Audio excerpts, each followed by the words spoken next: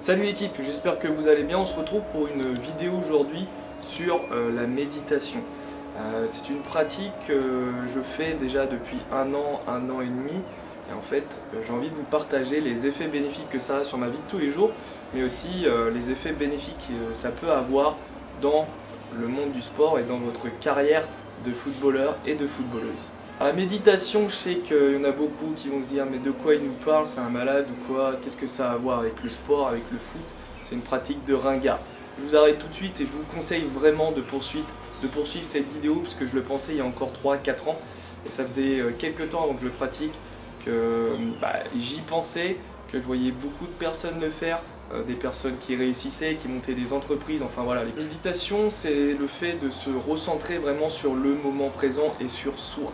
Avoir un moment à soi. Dans un monde où tout va super vite, la technologie, les informations, plein de pression, il faut toujours aller plus vite que la moyenne. Voilà, on te donne une mission, il faut que tu le fasses en 24 heures. Au football, on te demande de réfléchir vite, de tout prendre en compte, la prise d'informations, le public autour ne pas l'écouter, ton coach qui peut te crier dessus, les informations de tes coéquipiers, la pression de l'adversaire, les coups de l'adversaire, le pressing, le repositionnement tactique, plein de choses comme ça.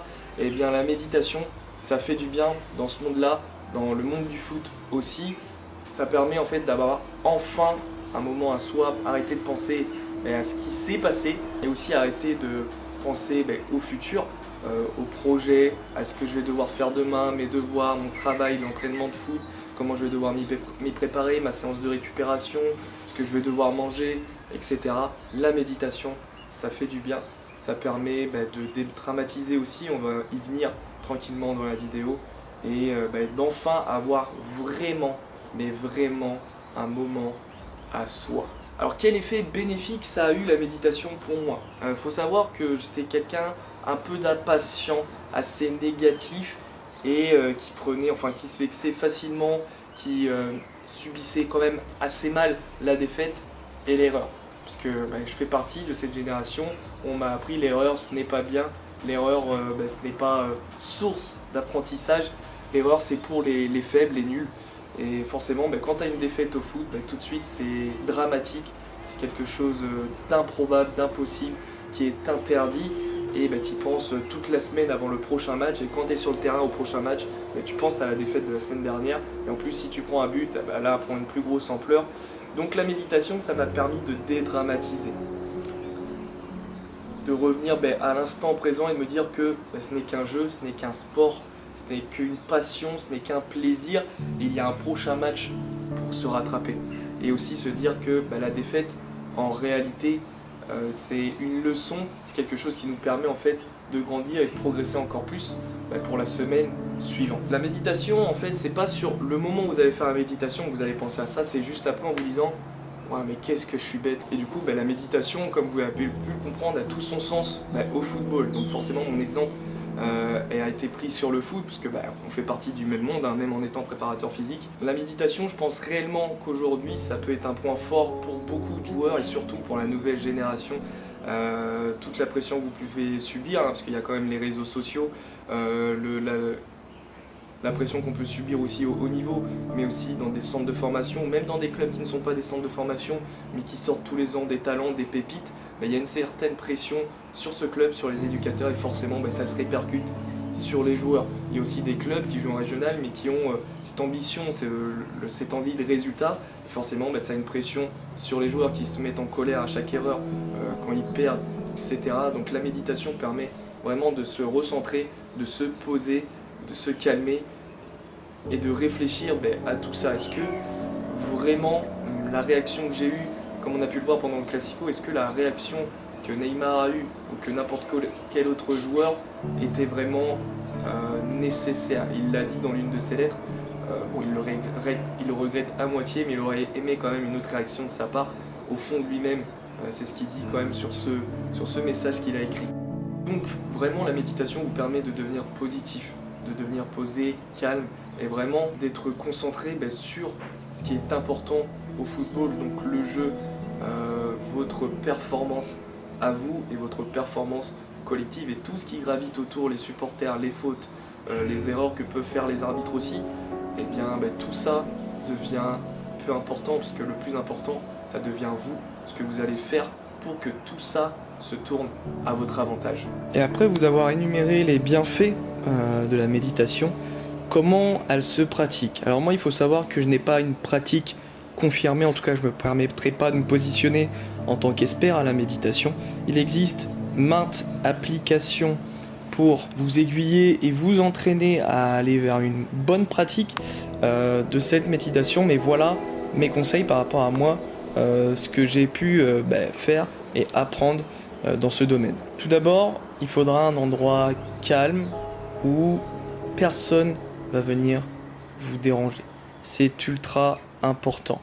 Qu'il y ait des bruits d'oiseaux, de la nature autour, ce n'est pas très important. Après, c'est vrai qu'au début, je vous conseille d'être vraiment dans un endroit le plus calme possible, une pièce chez vous, la salle de bain, ça peut être très bien les toilettes, dans un endroit aussi sombre ou avec une lumière tamisée pour pouvoir reposer totalement votre esprit, surtout que la lumière peut facilement vous perturber durant la méditation. Ensuite, je pratique plusieurs étapes lors de ma méditation. D'une part, je vais déjà me poser d'une manière assez droite, pas trop droit, parce que ça veut dire que pendant ma méditation, je vais m'obliger à être droit et pas avachi, puisqu'il faut quand même une certaine posture pour que nos pensées soient correctement dirigées durant notre méditation. On peut très bien être assis par terre, sur un banc ou sur une chaise, avec les bras, les mains posés sur les cuisses. Et après, pour démarrer réellement la méditation, je fixe un point. Peu importe, même s'il n'existe pas, je fixe un endroit dans la pièce. J'inspire et ensuite, tout en expirant longuement, je ferme les yeux progressivement en accompagnant cette expiration. Et je pratique maintenant 2 phases. Une phase où je vais scanner par mon esprit mon corps, de la plante des pieds jusqu'au sommet de mon crâne. Je vais tout scanner, les douleurs, mais aussi les sensations où mes muscles, mes membres vont à la perfection. Je vais ressentir tous les points négatifs, mais aussi tous les points positifs, en me disant que j'ai mal derrière la cuisse, mais je me sens en grande forme sur mon abdomen. Après cette phase-là, où j'ai scanné mon corps voire peut-être même, parce que parfois il est difficile de rester concentré de la plante des pieds jusqu'au sommet du crâne, je vais pratiquer une 2e phase où je vais me concentrer sur les bruits, sur tous les bruits aux alentours. Et en fait, ce que j'aime bien faire, c'est d'essayer de chercher le bruit le plus loin possible. Les oiseaux. J'essaie d'écouter le train parce que j'ai une voie ferrée assez proche de chez moi. Je vais essayer d'écouter les voitures le plus loin possible. Les voitures qui se trouvent au centre-ville, à 1 ou 2 km. Alors oui, ça peut paraître improbable, mais j'essaye de faire ça. Après cette phase d'écoute de tous les bruits, je vais me concentrer, tout couper autour de moi, et me concentrer sur ma respiration. Et je vais compter le nombre d'inspiration et d'expiration. Je vais compter ce couple-là, et je vais aller jusqu'à 20. Et au début, après avoir fait ça, compter jusqu'à 20, avoir réussi à enchaîner 20 couples tout en restant concentré, sans perdre le fil, je m'arrêtais, j'expirais, j'inspirais et j'expirais en ouvrant les yeux progressivement. Après une bonne pratique et une bonne expérience, je me permettais, juste après l'inspiration et l'expiration, ce comptage sur 20, de réécouter les bruits encore une fois, de scanner mon corps une dernière fois, et d'inspirer et d'expirer en ouvrant les yeux progressivement. Pour finir sur cette partie pratique de la méditation, il faut savoir qu'au début, vous n'allez pas être capable de tenir plus de 2 minutes, voire 3 minutes sur la méditation, ce qui est tout à fait normal. Il ne faut pas être frustré à ce sujet, puisque je suis aussi passé par là. Est-ce que vous allez réussir à la faire tous les matins? Je vous le conseille en effet le matin, comme ça fait bien démarrer la journée, et surtout un lendemain de match, ça peut faire énormément de bien, je peux vous le dire. Donc vous n'allez pas forcément réussir à en faire tous les jours, mais il va falloir là aussi encore une fois planifier cette pratique comme un entraînement physique, athlétique ou technique. Mais petit à petit, vous allez réussir à atteindre 5 minutes, voire 7 minutes. Mais il faut savoir quelque chose, je ne suis pas un être exceptionnel. Moi, je fais 5 minutes et ça me suffit amplement pour démarrer ma journée et ensuite faire tout le reste de ma routine matinale. Je ne fais pas partie de ceux qui font 10, 15 minutes de méditation, voire encore plus. Pour moi, ça ne me sert pas. Je n'ai pas besoin d'atteindre ce niveau de performance dans ce domaine. Donc pas de panique. Si vous faites 5 minutes, c'est très bien. Et toutes les étapes, toutes les phases que je vous ai énumérées, je les fais en 5 minutes. Vous allez même avoir l'impression que les 5 minutes durent 10 minutes très facilement. Et vous allez vous rendre compte qu'en fait, le temps passé n'est pas si énorme que ça. Mais avant de conclure complètement cette vidéo sur la méditation, je veux vraiment ajouter ce point important pour le football. Quels sont les réels bénéfices pour ceux qui n'ont pas compris en première partie? Je vais aller un peu plus loin sur cette deuxième partie. Voilà ce que disent les médecins, les scientifiques sur ce domaine et ce que disent leurs études. La méditation, c'est un exercice, comme j'ai dit, qui permet de faire le vide. Forcément, avec le football de haut niveau et même en centre de formation et même à un bon niveau, comme j'ai dit, régional, ça a tout son côté positif et bénéfique de la pratiquer. La méditation va vous permettre d'améliorer votre attention et vos prises de décision, essentielles pendant un match de football. Mais aussi, elle permet de diminuer le temps de récupération car elle permet un meilleur sommeil, un sommeil beaucoup plus bénéfique qu'à l'habitude. Et vous doutez bien, grâce à tout ça, réduit aussi le stress. C'est la première chose à laquelle on pense quand on fait de la méditation, ce qui est très important pour beaucoup de jeunes et beaucoup d'entre vous qui me posent la question comment réduire le stress. Eh bien, la méditation vous aidera amplement à réduire ce côté négatif qui est en vous. Mais ça n'est pas tout et c'est vraiment ce passage-là que j'ai envie de vous lire et que j'ai envie de vous dire dans cette vidéo. Les sportifs pratiquant la méditation déclarent parvenir à atteindre un état de grâce à plusieurs reprises durant l'épreuve.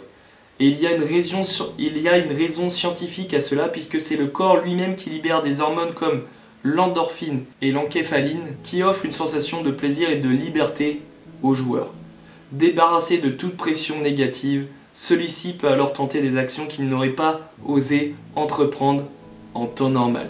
Donc, augmenter la confiance en vous durant un match de football. Et ce qui est dit à la fin de cet article scientifique, c'est que ça aiderait beaucoup d'équipes de Ligue 1 un petit peu frileuses lors des matchs, ce qui n'est pas totalement faux, mais ça, c'est qu'une petite anecdote dans la vidéo et dans cet article. Mais voilà l'équipe, vraiment, la méditation aujourd'hui est pour moi une activité future dans le monde du football qui peut aider énormément de footballeurs. Et pour conclure cette vidéo, écoutez bien, Ronaldo la pratique. J'ai pas pu aller chercher plus loin parce que c'est vrai qu'on en parle très peu. Ronaldo la pratique, je suis sûr qu'un joueur comme Zlatan Ibrahimovic la pratique, c'est sûr pour être aussi serein que ça lors des interviews et lors des matchs et avoir autant de confiance en lui, c'est sûr, et vu le personnage, il pratique la méditation, alors pourquoi pas vous? Pourquoi pas toi? Sachant que les meilleurs joueurs au monde la pratiquent, les plus gros sportifs au monde pratiquent la méditation, pourquoi aurais-tu peur que ça soit ringard auprès du regard des autres? Alors que certains, ceux que tu admires, la pratiquent. Sinon l'équipe, on se retrouve dimanche ou lundi pour une prochaine vidéo. Je vous laisse là et on est toujours ensemble pour réussir.